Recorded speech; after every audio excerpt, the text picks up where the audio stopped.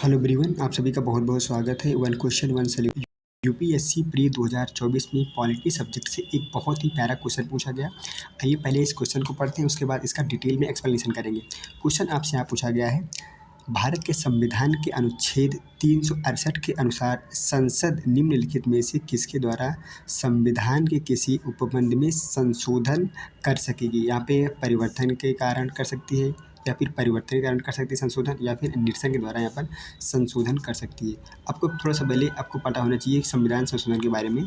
भारत के संविधान के अनुच्छेद 368 में, ठीक है, 368 में संविधान संशोधन की बात की गई है, और भाग 20 में इसकी बात की गई। भाग 20 में और अनुच्छेद 368 में संविधान संशोधन की बात की गई है, ठीक है। संविधान संशोधन कितनी कितनी प्रक्रियाओं के द्वारा हो सकता है? संविधान संशोधन 3 प्रक्रियाओं के द्वारा हो सकता है। एक होता है संसद के साधारण बहुमत के द्वारा संविधान संशोधन किया जा सकता है।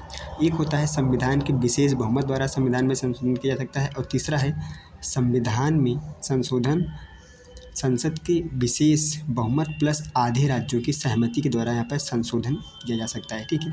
लेकिन संविधान में संशोधन संसद तो कर सकती है, संसद संविधान में संशोधन कर सकती है, लेकिन मूल ढांचे को वहाँ पर नष्ट नहीं कर सकती।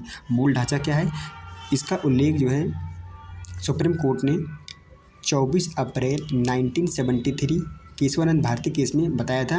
लेकिन ये बात नहीं बताई थी कि मूल ढांचा आखिर क्या है, लेकिन ये बात कहा है कि संसद संविधान में संशोधन कर सकती है, लेकिन उसके मूल ढांचे में संशोधन नहीं कर सकती है। और सुप्रीम कोर्ट ने कहा कि हम समय समय पर बताएंगे कि मूल ढांचा संविधान का क्या है, ठीक है। एग्जैक्ट वो ये नहीं बताया कि मूल ढांचा यही है।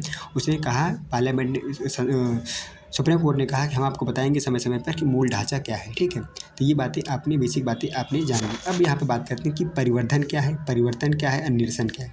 देखो, परिवर्धन का मतलब होता है कि किसी चीज़ को क्या करना, यहाँ पर बढ़ाना, या फिर किसी चीज़ को संविधान में जोड़ना। ये क्या कहलाएगा, या कहलाएगा आपका परिवर्धन, जिसे आप एडिशन बोलते हैं, एडिशन बोलते हो, ठीक है। परिवर्तन जिसे आप बोलते हो चेंज का, इसका मतलब होता है किसी चीज़ में क्या करना, कि संविधान में कोई बदलाव करना है, चेंज करना है, तो उसे परिवर्तन के माध्यम से यहाँ पर जोड़ा जा सकता है, ठीक है।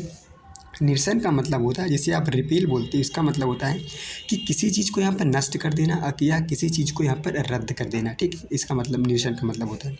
अब यहाँ पे क्वेश्चन को पढ़ते हैं। क्वेश्चन में कहा गया है कि भारत के संविधान के अनुच्छेद 368 के अनुसार संसद निम्नलिखित में से किसके द्वारा संविधान की किसी उपबंध को संशोधन कर सकती है, ठीक है। तो यहाँ पे परिवर्तन के कारण भी संशोधन कर सकती है, और यहाँ पर परिवर्तन के कारण भी, और यहाँ पर निरसन के कारण भी वह संशोधन कर सकती है। इसका राइट आंसर की बात किया है तो इसका राइट आंसर ऑप्शन डी हो जाएगा। क्या हो जाएगा इसका राइट आंसर, क्या हो जाएगा इसका राइट आंसर ऑप्शन डी हो जाएगा, ठीक है।